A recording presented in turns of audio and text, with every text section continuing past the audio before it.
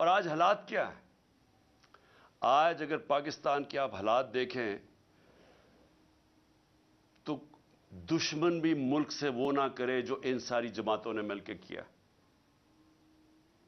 صرف ان کا مقصد تھا کہ ان کو جو کرپشن کے کیسز تھے ان کے اوپر وہ معاف کروانے تھے. آتے ساتھ ہی اپنے کرپشن کے کیسز معاف کروا لیے.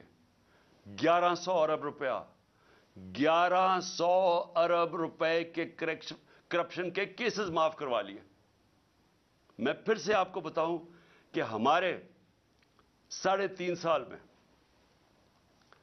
480 ارب روپیہ نیب نے ریکور کیا تھا. پاکستان کی تاریخ میں سب سے زیادہ پیسہ نیب نے ہمارے دور میں ریکور کیا تھا. 480 ارب روپیہ. 1100 ارب روپیہ اور ریکور ہونا تھا. انہوں نے اسمبلی میں آئے اور صرف پہلے آتے ساتھ ہی کام کیا. اس کی نیب کے قانون چینج کیا, امینڈ کیا, نیب کو ختم کیا. صرف اب نیب کا کام رہ گیا کہ انتقامی کارروائی اپوزیشن پہ کرے. اور نیب اب کوئی وہ جو پیسہ, جو اتنا پیسہ اس ملک کا چوری ہو واپس آنا تھا, وہ انہوں نے ہضم کر لیا. لیکن انہوں نے جو ملک کے ساتھ کیا ہے, اور اسی لیے یہ سب الیکشن سے ڈر رہے ہیں. پاکستان کی تاریخ کی سب سے زیادہ مہنگائی, یاد رکھیں انہوں نے 2 دفعہ مہنگائی مارچ ہمارے خلاف کی تھی. آج پاکستان کی تاریخ کی سب سے زیادہ مہنگائی ہے. جو ہم چھوڑ کے گئے تھے پچھلی اپریل میں, اس کے مقابلے میں جو آج انہوں نے جو پاکستان سے کیا ہے, میں پھر سے کہتا ہوں یہ کوئی دشمن بھی نہیں کر سکتا تھا اس ملک کے ساتھ. سب سے زیادہ پہلے میں مہنگائی کے اوپر میں اس لیے یاد کرانا چاہتا ہوں کہ گھروں کے اندر ہماری مائیں بہنیں وہ سب دیکھ رہی ہیں کہ کیا ہو رہا ہے. ان کو پتا ہے کہ جو کھانے, بنیادی چیزوں کی میں بات کر رہا ہوں, میں تو اور گاڑیوں کی اور بڑی چیزوں کی بات نہیں کر رہا, جو ایئر لائن ٹکٹ مہنگے ہوئے. میں تو بات کر رہا ہوں جو عام گھر کے اندر آج چیزیں استعمال ہوتی ہیں, اس میں جو مہنگائی آئی ہے یہ اس ملک کی تاریخ میں نہیں آئی. یہ ذرا موٹی موٹی چیز ہے کہ ایک عام گھر کے اندر اپنے اگر فیملی ہے, میرے بچے ہیں, تو میں کیا, مجھے انڈے چاہیے. 135 سے انڈوں کی قیمت گئی ہے 246. دودھ, اب دودھ استعمال ہوتا ہے. دودھ ایک ایسی چیز ہے جو کہ بچوں کے لیے استعمال کرنا چاہیے. دودھ کے اندر جب سے یہ آئے ہیں اس کا گیا ہے 116 سے 116 روپے لیٹر سے کیا ہے 156 روپے لیٹر. اب یاد رکھیں کہ یہ ایک عام گھرانہ جس کی تنخواہ ہے 30,000 سے لاکھ روپیہ مہینہ, اب ان کے اندر سوچیں کہ یہ جو قیمتیں میں اب بتا رہا ہوں کہ یہ وہ چیزیں جو استعمال کرتے ہیں. آٹا, 20 kg کا آٹا ہمارے دور میں 1162 روپے, آج گیا 1705 روپے. چکن, وہ جو کبھی عام آدمی اچھے دنوں کے اندر اگر وہ گوشت کھانا چاہیں تو وہ چکن کھاتے ہیں, وہ 280 روپے سے گیا ہے 460 روپے. پھر گاڑی استعمال کرنی پڑتی ہے, پٹرول 150 روپے لیٹر سے گیا ہے 268 روپیہ. 150 روپے لیٹر سے گیا ہے پٹرول 268 روپے. ڈیزل گیا ہے 144 روپے لیٹر سے 280 روپے لیٹر. تو یہ جو عام ٹرانسپورٹ, اب اس کی وجہ سے ساری چیزیں مہنگی, جنہوں نے آفس جانا ہے, کام کرنا ہے, سب چیزیں مہنگی. گیس کی قیمت دگنی ہو گئی ہے.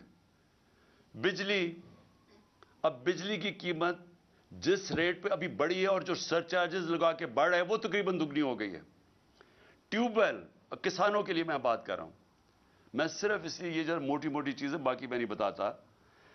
کسانوں کے لیے ٹیوب ویل, اب وہ کسان ٹیوب ویل استعمال کرتا ہے, اس کو اپنی فصلیں اگانی ہوتی ہیں, اس کو جو پیسہ بچتا ہے وہ پھر واپس لگاتا ہے. لیکن ٹیوب ویل ہم نے سبسڈائز کیا ہوتا 8 روپے.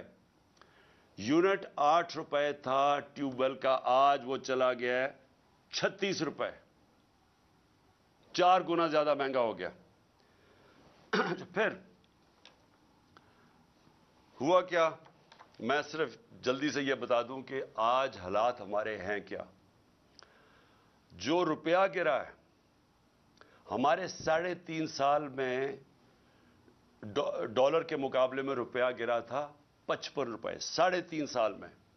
ये याद रखें कि इन 3.5 साल में आलमी महंगाई थी, कोरोना की वजह से सप्लाई लाइंस इफेक्ट हुई थी, उसकी वजह से सारी दुनिया में महंगाई थी, जिसको कमोडिटी सुपर साइकिल कहते हैं। बिजली महंगी, सब चीजें महंगी होगी, तेल महंगा हो गया।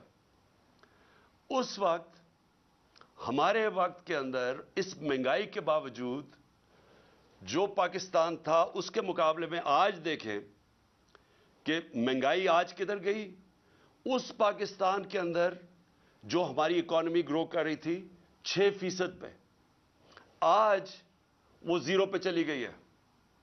और जो लोगों को खौफ आ रहा है कि जिस तरह मुल्क में से पैसा बाहर जा रहा है, जिस तरह इंडस्ट्री बंद हो रही है, जिस तरह किसान मुतासिर हो रहा है, खौफ अब यह है कि ये जब 0 पे जब पहुंच जाएगी ग्रोथ रेट, इसका मतलब बेरोजगारी और बढ़ जाएगी।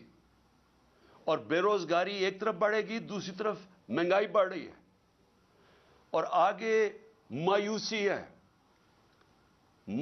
है कि 8 लाख पाकिस्तानी प्रोफेशनल्स मुल्क छोड़ के बाहर चले गए। यह है मायूसी का आलम इस दौर में। दो और चीजें मैं आपको बता दूं कि इस दौर में कोई बड़ा मसला नहीं आया। हमारे दौर में कोरोना आया, जो सदी में एक दफा इतना बड़ा एक अजाब आता है। सदी में एक दफा इस तरह का एक सानिया होता है जो सारी दुनिया में, कोरोना ने दुनिया में जो इंपैक्ट किया। हमारे दौर में उसके बावजूद हमारा मुल्क भी आगे जा रहा था, हमारी माशरत भी 6% पे बढ़ रही थी। 17 सालों के बाद इस तरह ऊपर जा रहा था। इंडस्ट्री वो रिकॉर्ड परफॉर्म कर रही थी, वो आगे बढ़ रही थी। हमारा जो ज़राई पैदावार थी वो 4.5% पे थी, वो कोई 17 साल के बाद ऊपर मुल्क जा रहा था। तो जब मुल्क ऊपर भी जा रहा था, रोजगार 50 लाख नई नौकरियां मिली हमारे दौर में। तो उस मुश्किल हालात के अंदर, कोरोना के बावजूद, कमोडिटी सुपर साइकिल के बावजूद, हम जब वो मुल्क को संभाल रहे थे, तो इनके कौन सी क़यामत आई कि आज पाकिस्तान इधर आके खड़ा हो गया। आज जो सबसे बड़ा मसला है कि आज अगर जिस तरह हम जा रहे हैं, अभी मजीद और महंगाई आने वाली है। अभी ये जो रुपया गिरा है, हाल ही में जो रुपया अभी और गिरा है, इसका भी और इंपैक्ट पड़ेगा। और भी तेल और पेट्रोल और महंगे होने लगे, और ये मजीद और हम दलदल में धंसते जाएंगे। तो इसका हल क्या है? मैं आज असल में अपनी, क्योंकि इलेक्शन हमारी कैंपेन शुरू होने लगी है, तो मैं पहले अब आपको बताता हूं कि रास्ता क्या है इसमें से निकलने का। कौम आज ये पूछ रही है कि अगर तहरीक इंसाफ आती है तो हम क्या करेंगे, हम कैसे कौम को इस मुश्किल वक्त से निकालेंगे। सबसे पहले जब तक इस मुल्क के अंदर एक गवर्नमेंट नहीं आती जो एक पब्लिक मैंडेट लेके आए, जो पब्लिक की वोट से आए, जो पब्लिक जिस पे एतमाद करे। पहला तो अगर मुल्क को अब इस दलदल से निकालना है, पहले तो वो गवर्नमेंट चाहिए जिसके साथ पाकिस्तान की कौम खड़ी हो, और वो सिर्फ इलेक्शन से आ सकती है।